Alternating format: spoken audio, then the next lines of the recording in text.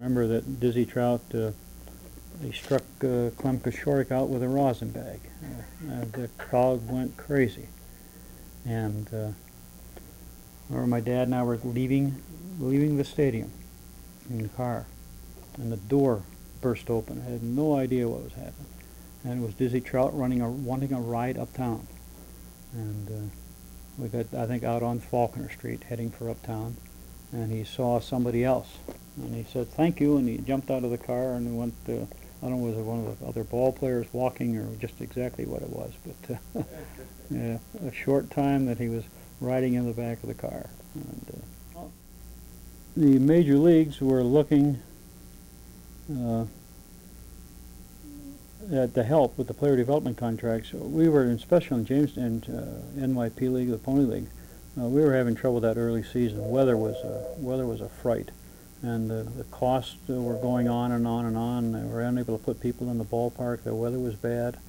And then the major leagues were looking for a place to put some of their June drafts and some of their college draft people. And through those kinds of problems, the concept of the short season come along. Short season, I think, was one of the things that really saved professional baseball in Jamestown. I think we had to struggle with starting in April and all of that bad weather, and all of the costs going on, and the amount of players that the major leagues had that they had to assign to these minor league teams. If for some reason we'd have stuck to the long season, it would have been a lot tougher. I think it was a salvation to the, especially the northern Class A leagues. The NYP League was the experimental league. Vince McNamara he was the president of the league, sat in on the National Rules Committee. And of course, when they were writing the rule books and doing some kind of experimentations, they were asked in our league to be the test case for the designated hitter, and that's where it all began. I know at our league meetings there was I'd have to go back and look in the league records, but I don't think it passed by too many votes. There was a lot of the purists that wanted nothing to do with it. They just thought it was so foreign to baseball, and it was going to make a mockery of it. And why should we be the test case? And as in years, we were the test case for some of the lady umpires and stuff, and there was that same kind of feeling. Was it received? You get a sense the fans, was there any recollection as to? Well, I think the fans were pretty much as split as the franchises in the league. The purist, the baseball fan, the purist, just thought it was a mockery, and they were going to ruin the game. They were going to take the game out of the hands of the manager, because the pitcher didn't have to bat, and it was going to change the game as far as bunting and sacrifice, and when you were going to take the pitcher out, and how you were going to handle your relief pitchers. But then there were some that had visions of what it might do. It caused some more excitement in the ball game. It caused more hitting in the ball game, and I'm not sure they realized it was going to extend a lot of careers in the major leagues. It wasn't so much that.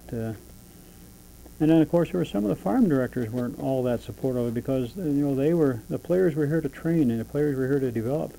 And like in the case of Jim Rooker, who started as an outfielder, they turned him into a pitcher, but there were a lot of them that started as pitchers, and with their hitting ability, they went into the infield, into the outfield, and a lot of them were discovered in minor league baseball. 1968, Jamestown was associated with the Boston Red Sox, and you were the president of the club. Tell me about these two who would wind up in the major leagues big time. That's when I was involved as one of the hands-on people at the stadium. And that's when we used to have to buy all the balls and all the bats.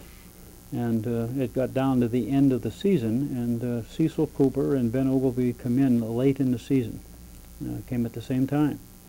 So we had to order bats for them. So I ordered, I think I probably ordered about 18 bats apiece for them at that time. And we finished on the road that year. So I remember I went into the locker room, because we, the Jamestown operation, bought the bats, and we used to personalize them. It had the name Cooper, or it had the name Peterson, whoever was stamped on the bat, ordered to their model size. So I went through the locker room, and we were getting ready to put stuff away for the end of the season, and they were on the road, but their extra bats were there, and especially Cooper and Ogilvie, because we had bought so many of them. So I went through to pick out the bats. We used them for batting practice the next season. And they had a full dozen of bats left behind. So I left 2 bats back in each one of their lockers, as souvenirs for them. That's where they'd be playing them when they got back. And I remember they came into the office after they got back and packed and ready to go, and they said, "Somebody's been in the locker room and we can't find our bats." And I said, "What do you mean you can't find your bats?" "Well, we had a box of bats in there and they're gone, and we don't know who took them." And I said, "Well, I'll share with you, I took them," and went on to explain to them why that, we had to pay for the bats and what we'd use those bats next year for spring training and the old balls, etc. And we had a little discussion. I said, "Well, there's 2 bats back there. If you need another one as a souvenir," I think I remember I gave them another bat, kept the rest.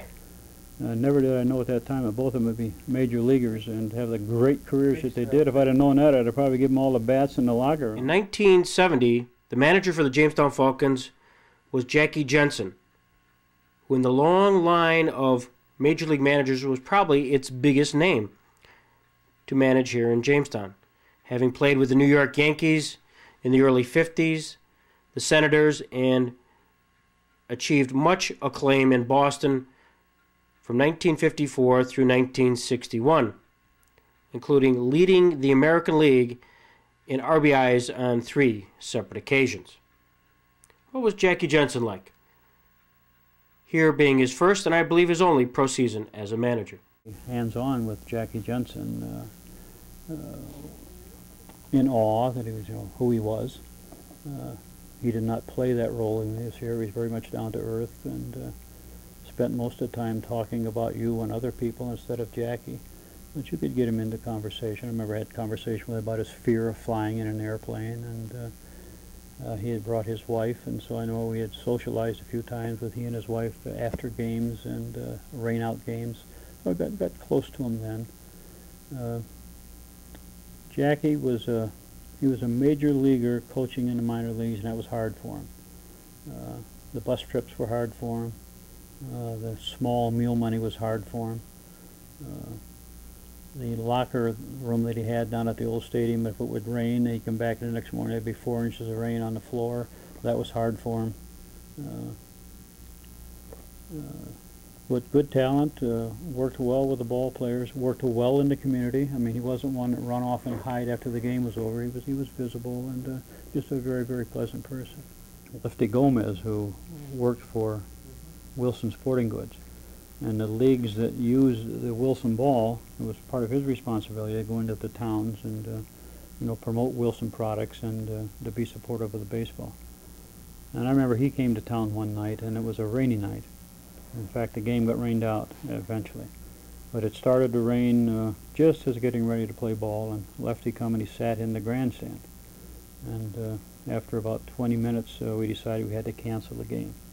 And it was a pretty full grandstand, and some people in the bleachers. And so, that was going to be it. And Lefty says, "Oh, we're not going to shut down." So he asked for the microphone.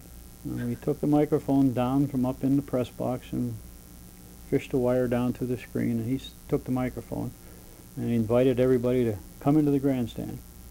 And he sat there for well over an hour, probably an hour and a half, and kept house. And he just told baseball stories of his time with Babe Ruth, his memories in the major leagues, and I think a lot of stories he made up as he went along that night. But he just, to see that Hall of Famer sit there and do that for his love of baseball, and it was exciting when it was going on, but as years went on, it meant more and more and more to us. And then the other thing that I was able to enjoy, and that doesn't seem to happen today, is the players that played professionally, something we talked about earlier, would play in Jamestown, and then when their career would stop, they would then seem to gravitate back to Jamestown to pick up their life. A lot of them married Jamestown girls, a lot of them got jobs in Jamestown, and just made outstanding citizens. And I don't know whether that happened. I was always going to try to look into that somehow, whatever research process would be doable, but just find out that happened in all of the minor leagues, or that it happened just a lot here in Jamestown. But there were 15, 20 of those fellows that come back to Jamestown.